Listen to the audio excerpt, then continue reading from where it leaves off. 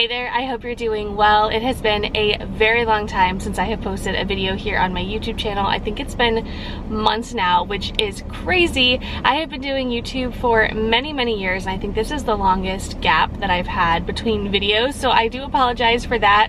I cannot believe that I am a mom to 4 kids now. Life is crazy, it's hectic, it's chaos. I have been posting a lot over on Instagram. It's just easier for me to shoot things on my phone, edit them, and post them quickly over there. I am hoping to get back into YouTube because I really do miss it, and my boys love watching our videos from back in the day, and I do want to record and have memories to show them throughout their life. So I do hope to get back to posting more often. With that being said, I didn't think it would be right to come back without talking about baby Gavin and my birth story and kind of catching you up on life. So Gavin is here. I did post on my community tab when he was born. I posted some pictures of him. He is absolutely gorgeous. We are just obsessed with him, love him so much. So happy to have him here. My pregnancy was rough. I did not enjoy being pregnant, and I am just so happy that he is here. I am starting to feel a little bit more like myself. I am currently just over 5 weeks postpartum. I actually just left my 6-week postpartum appointment. I went a little early. I'm not sure why they made it early, but the point of this video is to share with you Gavin's birth story, which was wild, honestly. I really haven't told very many people, so here we go. Gavin was supposed to be a scheduled C-section on June 12th. I was gonna go in at, I believe it was like 8:30. I needed to be there in the morning. I was gonna go in, have the C-section, everything was gonna go according to plan. But if you know my life, if you know my story, you know nothing ever goes according to my plan. It's always God's plan, and that's just how it is. So the day before, on June 11th, I was out running errands, trying to tie up all the loose ends, get everything ready for people to be at our home to take care of our boys, make sure that all of their favorite snacks and all of their favorite meals were stocked and ready, trying to make sure that anything that I needed postpartum was taken care of. So I was out running a ton of errands. I got home, I still needed to do some laundry, but pretty much everything was ready to go. I decided I'm gonna take a bath. It's the last time I'm gonna get to take a bath for a while, because for 6 weeks postpartum you can't take a bath. So I'm gonna take a bath. I'm just going to enjoy a little bit of alone time. So I took a bath around like 6:30-ish, and at, I think it was like 7:15 in the bath, my water broke. I have been expecting my water to break. I had been expecting my water to break my entire pregnancy. I don't know why. I just had this feeling my water was going to break and I was going to go into labor naturally, and I was terrified because I was supposed to have a scheduled, or I was supposed to have a scheduled C-section. A repeat C-section was what I was looking for. I did not want to push. So I was terrified that I was going to go into labor and it was going to happen quickly and I was going to have to push and have a vaginal delivery, and I really just didn't want to do that. So my water broke. I got right in the shower and called my husband on the phone and told him to come in to the bathroom because I was pretty sure my water broke. He came in, agreed with me that my water broke, called my mom right away so that she could come to the house and take care of the boys. At this point, they were all in bed, except for Sebastian. He was still up. So my mom came. I am so scared because I just don't know what's gonna happen. I don't know if I'm gonna be able to have the C-section. I don't know if I'm gonna go into labor. I don't know if I'm gonna start like having contractions right then and there. I didn't have any contractions. I felt totally normal. I just kept having like bursts of water. So it wasn't like just one full, like my water broke and it was just completely broken. It would like break and then stop, or I would leak and then it would stop and then leak again. It was very strange. So I decided to take a full shower, wash my hair, shave my legs, do the whole thing because I knew I had to wait for my mom. So we had like 30 minutes of time to kind of get ready. So I'm freaking out, a nervous wreck. I don't know how to feel. I feel like I'm hyperventilating. I'm having trouble breathing. I'm just a nervous wreck. So my parents, my mom and my dad, come to the house. We're about to leave. I'm showing my mom where everything is, like last minute things, just for my own mental health, my mental sanity. I wanted to make sure she knew all the things that needed to be done. I, of course, typed up this like 5-page, like very detailed schedule for the kids so that everyone knew how things ran at home, because I'm crazy and you know, I like to know that things are taken care of. So I'm showing her where everything is. We're ready to go. We walk to the car.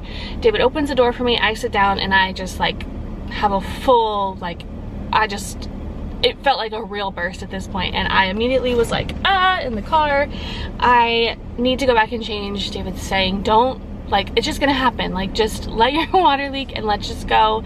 But I couldn't sit. So I went back into the house, went to the bathroom, and when I went to the bathroom, I noticed that the color of the fluid was a greenish brown color, and I immediately was panicked because I know a lot of friends, a few friends who have had issues with meconium, which is the, like, when babies poop before they're born, and they can get it stuck in their lungs. And I've had someone that I know who had to be in the NICU for a very long time, another friend who had to be in the NICU, which was just a few days, but I've never heard anything good come out of a meconium situation. So I am freaking out.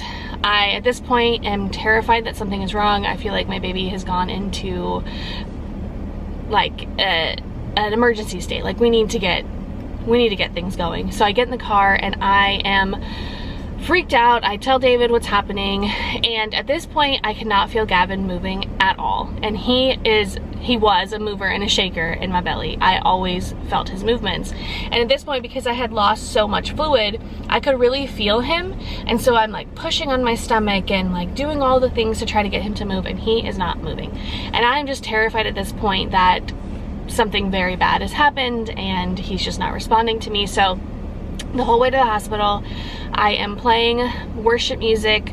I am praying out loud, just praying that everything is going to be okay, that everything's going to go smoothly, that, you know, God will just have his hand on the whole situation. So we get to the hospital, David parks, I jump out, and I basically just run. I'm like, what are you doing? Let's go. You're taking too long. Like, hurry up. So we get up to the labor and delivery floor, and I let them know that I feel like I need to be pulled back immediately.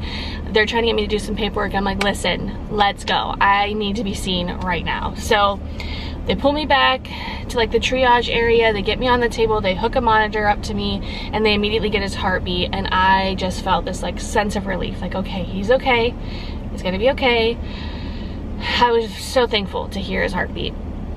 So while I'm in triage, they're like rushing around, getting things prepped and ready. And the last time I had a C-section, I was there for 11 plus hours waiting to have my C-section, and at this point things are just going really, really fast.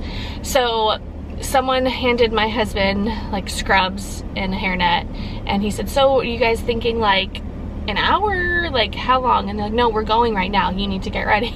And so we're both kind of panicked because it's just all happening so fast. We were expecting to have this baby the next morning, and here we are about to have our baby. So things were a little bit panicked in triage. But the doctor came in, and she was really reassuring that because I was having a C-section, they weren't too worried about the meconium, that most of the time if there's issues, it happens with the vaginal delivery and not a C-section delivery. So that made me feel better. The anesthesiologist was so sweet. She walked me through everything that was going to happen, took her time, really made me feel a little bit more at ease. So they pull me back into surgery. David is not allowed to go back there with me at first to get my spinal block. So I'm in there hugging on to a stranger, a nurse who is holding me so I can get my spinal block. It felt like it took forever. My spinal block the first time around with Brendan was not bad at all. I was more concerned about the catheter than I was about having another spinal block. But this one was a little bit harder for some reason. I don't know, it seemed like it took them a lot longer. It also took a lot longer, I felt like, for it to work. They laid me back and I'm like, wait a second, I can still feel things. Like, I don't know, like, don't cut me. Don't do anything. I don't know if this is working. Sorry if I'm talking so fast. I'm just like, well, just thinking about it back is like, it's just wild. So everything is going well. They get me down, everything, you know, they're starting to prep. They call David in, he comes, he sits next to me. I remember them specifically saying start time was 10:00, what time was it? 10:00, I don't remember exactly now, but it was 4 minutes from the time that they started the surgery, from the time that they pulled Gavin out. It was 4 minutes, which is insane. So They got him out and I immediately heard him just scream, cry, and I was so relieved. If he's making that much noise, he's okay. So they aspirated him for a while to make sure they got everything out if there was anything, any meconium. They weighed him, did all that stuff, got me cleaned up. I felt like the C-section itself took way less time than my first one did. They get me pulled back. I go back in the room with David and the baby, and you know, just start the whole process of trying to figure out what just happened, because it was a whirlwind. It happened so fast. It just felt like, did that just happen? Like, it was wild. So we were in the labor and delivery area for about 2 hours, I believe, and then they took me back to an actual room. They had me shimmy myself over to another bed, which I don't remember doing the first time. I probably did, but I don't remember. It was so painful trying to get myself from one bed to the next. I finally get in this bed, only for them to tell me 10 minutes later that my bed is broken and I have to go to another bed. So I have to shimmy myself over to another bed. Just had a C-section, can't feel my legs. It was not very pleasant.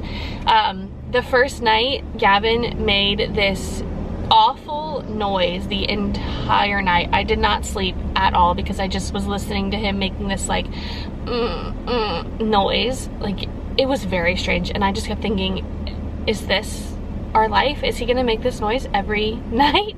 This is wild, because he was sleeping, he was fine, but he was just making this noise that was so loud. So the pediatrician came in the next morning and told me that because they aspirated him so much that he basically had a sore throat and was trying to soothe himself, which makes total sense. That was the only time that he did that. So everything is going well. The next day, the second day we're in the hospital, his blood sugar tanked, and we spent a full day trying to get his blood sugar back up and regulated. Thankfully we were able to, but it was a whole process. Every 2 hours they had to test his blood sugar, they had to prick his heel. It was so sad, but thankfully he was fine. We did have to supplement with some formula because my milk hadn't come in. When you have a C-section, your body doesn't really know that you just gave birth, and so your milk doesn't come in quite as quickly, so he wasn't getting as much nutrients as he needed, so we supplemented with some formula. The pediatrician was absolutely amazing. We ended up actually going to her with Gavin. She is a wonderful doctor that has been practicing in our area for years and years and years, and she doesn't see new patients. She does see newborns, so we were able to get Gavin in, and then when we talked to her, she said because he was now in her office, she would take our other children.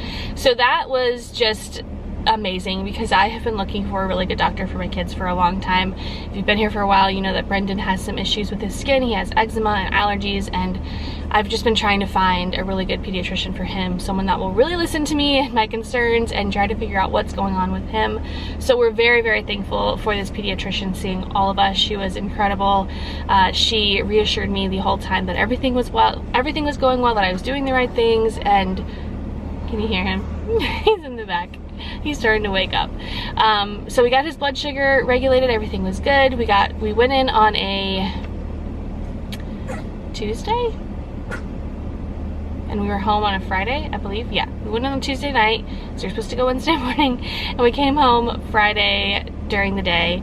It was David's birthday, so we came home. My mom had the boys decorate like a happy birthday banner, and she had balloons, and the boys were so excited to meet him. They did come to the hospital the second day. We had a little first 48 photo shoot. I hope this isn't shaking the whole time. I noticed my AC is like making my camera shake.